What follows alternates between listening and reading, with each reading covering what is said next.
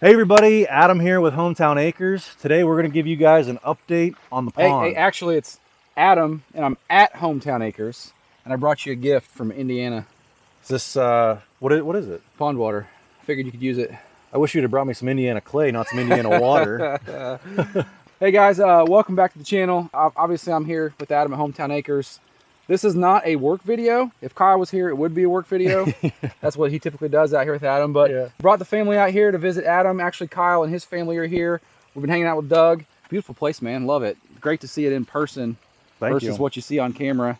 Yeah. He was asking me, does it render the same? Yes, except for everything is steeper out here.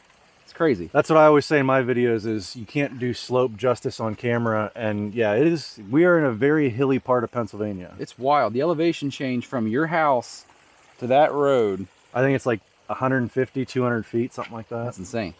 But anyway, nothing crazy. Enjoy this one. We're just going to be playing here, going to his lake house. Should be a good time. Enjoy. Check this out, guys. His RPS pump is, he's pumping pond to pond, right? So I've got my well pump, and we're doing 1.25 inch pipe at 186 foot deep. What's your head lift? You like 50 feet or so? 45 or 50 feet, yeah. And so our flow looks pretty great on an 1.25 inch pipe, but this is 2 inches. Like, that's insane how much water that is. So I've measured it before under, like today's fairly kind of overcast, and we're still getting probably 30 gallons or 35 gallons a minute right now. But when it's just a clear blue sunny day, yeah, I've measured it before, we're getting about 68 gallons per minute, and this is shooting out of here like a fire hydrant. Yeah, that's insane. Max got ours to 28 gallons, and that's running the generator.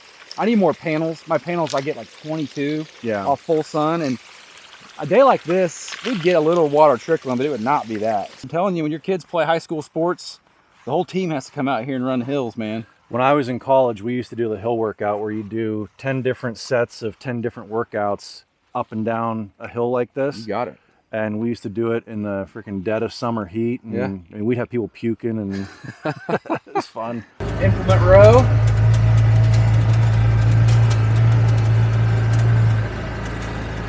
I'm not sure I've ever seen like a video where you come just rolling through here and like film where everything kind of is. Yeah, no, I usually start or stop down here. Yeah. Now, why are there not stamp dates on these? Obviously you can tell. But so October 23, October 24. So as an accountant, you'll appreciate this. I've got these as in FIFO, first in, first out. I don't know, LIFO shouldn't exist anymore. It's a pretty terrible inventory. Yeah, so you can tell oldest starts down there, and then it gets newer, and then I start a second row, and then you can tell all the brand new fresh stuff is still, it's not fading. How light brown it is. Yeah. So I just, as long as I start pulling from down there, that's my oldest inventory. Yep. Mowing grass is one of those things, like it needs to be done, but when you get done, you know you're gonna have to do it next week again anyway. It's just a waste of time. When you start doing 4 or 5 hours a week, it gets old pretty quick. Man, that Evo is big. Cameras don't do it justice, just how sizable. Yeah, I don't think people realize how tall it is. Well, I won't go there. Yeah, I was gonna say, I'll hold the camera, you stand next to it so they can actually get scale. Yeah, 6'5". Yeah, that thing's a monster. If you spent, say, 6 to 8 hours out here, how much wood would you stack over? How many baskets do you think you'd fill in a day? So let me put it this way. The machine can do a lot more wood than what I can do. Yeah. Because I'm out here by myself. The way that I do firewood is I load them into the totes and then I take them away. So I'm not just sitting here with an operator loading logs on the deck and putting it into a big pile. So I'm loading the logs myself. I'm hauling the wood away and putting it in the drying yard. Yep. I'll do probably 6 to 8 baskets in a day by myself, but that only equates to maybe 2 or 3 hours worth of runtime on the machine. There's a lot of other things that I'm doing at the same time. If I have help, the one day I think we did 12 or 14 IBC totes of wood. They're everywhere, man. So yeah, I mean, with a piece of equipment like this, you need to have 3 or 4 employees so that everybody can be doing stuff to really... Employees, is that what Kyle is? Yeah. to maximize, to actually see what this machine could do. Sure. Yeah, it's a monster. Yeah. This is no backyard firewood operation anymore. This is the real deal. All your saws. I can smell the bar oil in the air out here. It's awesome. Yeah. You just quit mid-split here? What's this? You just shut her down halfway through? Yeah, well, some of them get wedged in there, and it's easier Wife said dinner's coming, so you had to go. Easier to push them out with the next block that comes through than to. I'll tell you what, if you have a processor though, you got to have a screener. I was telling my buddy about this, how he rolling the screener through here. I mean, look how much trash it removes. Like, yeah, that's insane. all of this would be mixed in with the firewood. Yeah. And, I mean, don't get me wrong, this stuff will burn great, but nobody wants this in their driveway when you dump it. Or, you know, it's one thing if you're burning on the ground by a campsite, but people take this stuff into their nice homes that have a wood burner fireplace. Yeah. You don't want to carry a bag full of that in your kitchen or through your living room. So yeah, we got all the wood out there in the yard, and then we've got 40 baskets of wood that's all stacked inside the building here too. And this stuff is probably older than everything out there? Yeah. This is all older. How much do you get into like a, okay, I pulled all this out of here, then you got to move, like you probably could spend a whole day moving material out and in, or do you do it piecemeal? Like you'll move a few baskets out of here, and then 2 or 3 baskets will replace those, and or do you just wait and do it? So all of this stuff here, this is all the more that I'm going to make of the stacked baskets for this year. When this sells out, I'm out, and then I'll start making more for next year. But that's where the mini skid comes in handy because, I mean, this is a pretty tight space. You couldn't get a tractor with forks in here. Yep. Does this get used as much now that you have the Evo here? So if you look, I've got a basket on the back side that's what that's for. Look at that, folks. That thing is monster. Yeah, that's what all it's of like this. The poplar out at you guys' lake. Anything that's too ugly to go through the Evo, I'll cut up and split with the axis. But then also, as you're running the Evo, you know, the last cut, you always get like a cookie that's like this long because the logs are never perfectly in increments of 16 inches. So I'll put those in a basket and I'll bring those over and I'll split up all the short pieces with that. And that'll be what I burn for myself in the wood stove. When I stand up here, I feel what it's like to be you. I assume there's no hiccup or hang up with the Evo and the conveyor out producing what can go through the screener. It all kind of melds together okay, or do you have bottlenecks in there? Every once in a while, you'll notice that the tumbler is like really full. Yeah. And so I'll give it 30 seconds and it'll catch back up and clear out. Time to go crack a cold. When I really notice that is when I'm splitting like 18-inch logs, because with that 16-way wedge, every push is 16 pieces. A full, yeah.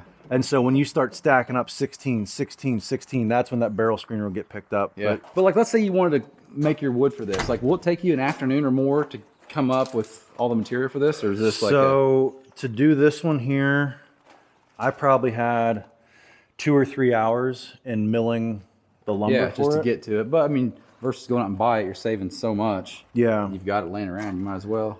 I'll tell you, the biggest savings is not going to be in 2x4s or 2x6s or 2x8s. Big boys. Yeah. It's long material like that, 4x4s, or the most expensive thing is like 1x6s, like that building up there that we sided. Yeah. 1x6s, 1x8s, 1x10s. Which is crazy because that's all the offcut stuff. Like if you're making 2x6s, like you're going to get a lot of 1x material out. Yeah. I have a mountain of it still from years ago. So I did a cost breakdown of that building that we put up. I think the framing lumber and all that stuff in it was only like $500, but I think I had $1,500 or $2,000 in siding that I milled myself that I saved on. Yeah. Oh yeah, there's your grocery getter.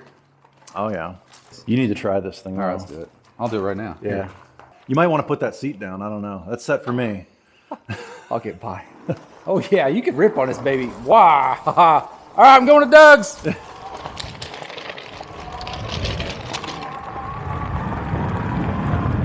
This thing's awesome. It's like riding a bike.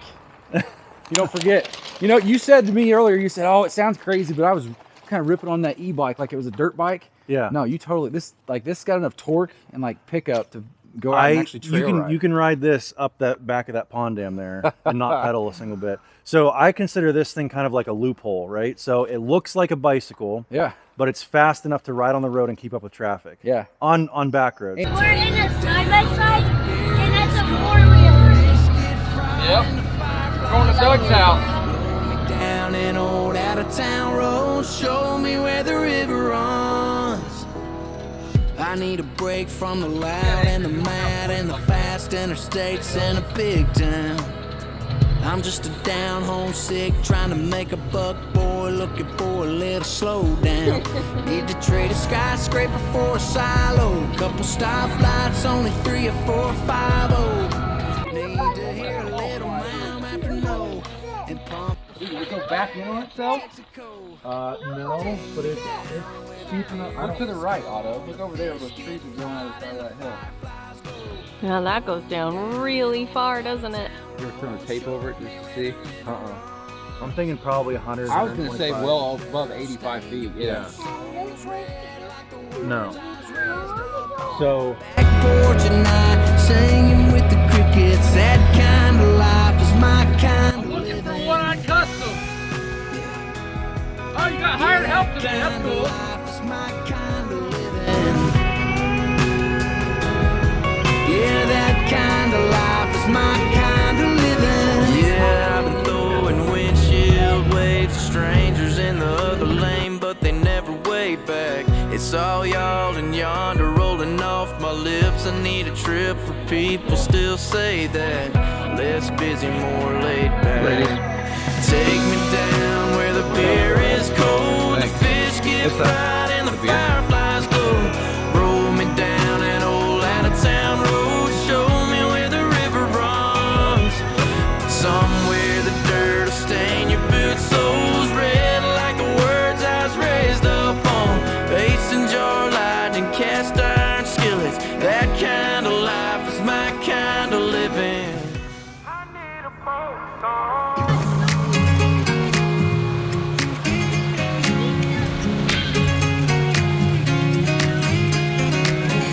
I don't wanna hear no bar songs out on this boat. No back road anthems when I'm out here trying to float. Ain't singing about no heartbreak, honky-tonk love. No songs about whiskey when we sipping on this rum. Sun keeps on getting harder, yeah, so play me something for the water. I need a boat song, kind that I can crank up loud and roll on. One that makes me wanna take a ride on these waves, gets me drifting away. Something I can play all summer long. I need a boat song. I need a boat song. That one that gets you off the land, leaves your worries in the sand. Yeah, that one that puts the breeze in your hair and that cold one in your hand. With some rum, sun keeps on getting harder, yeah, so play me something for the water. I need a boat song, kind that I can crank up loud and roll on. One that makes me wanna take a ride on these waves, gets me drifting away. Something I can play all summer long. I need a boat song. I need a boat song. Let's get this pontoon flying like we riding the tide. Let's sail away on this wake till there's nothing inside. Saw a gas station Firewood over there. So here we are on our final morning, getting ready to head out. Just got the truck all loaded up. Kids are very sad to leave, and I can't say I'm happy to leave, but gotta go. It's been awesome. So Adam, thanks to you and Lana for hosting. The food was amazing, the place was amazing. We had a wonderful time. Like I said, the kids do not want to leave, and I'd love to come back. Kyle, good to see you, buddy. I love that we live 2 hours apart, and I had to drive 6 hours to see you, and you had to drive 8, so that's awesome. And Doug, thanks for hosting at your place. Pool's amazing, your place is amazing, food was great. Always good to see all you guys. Kids are bummed, we're leaving. We got one more trick up our sleeve that they don't know about. Great Wolf Lodge, here we come. I got good news and I got bad news. What's the bad news? The bad news is you can't have a treat when we get home. The good news is we're not going home. The vacation's not over. Look around and see if you see any clues on where we might be going.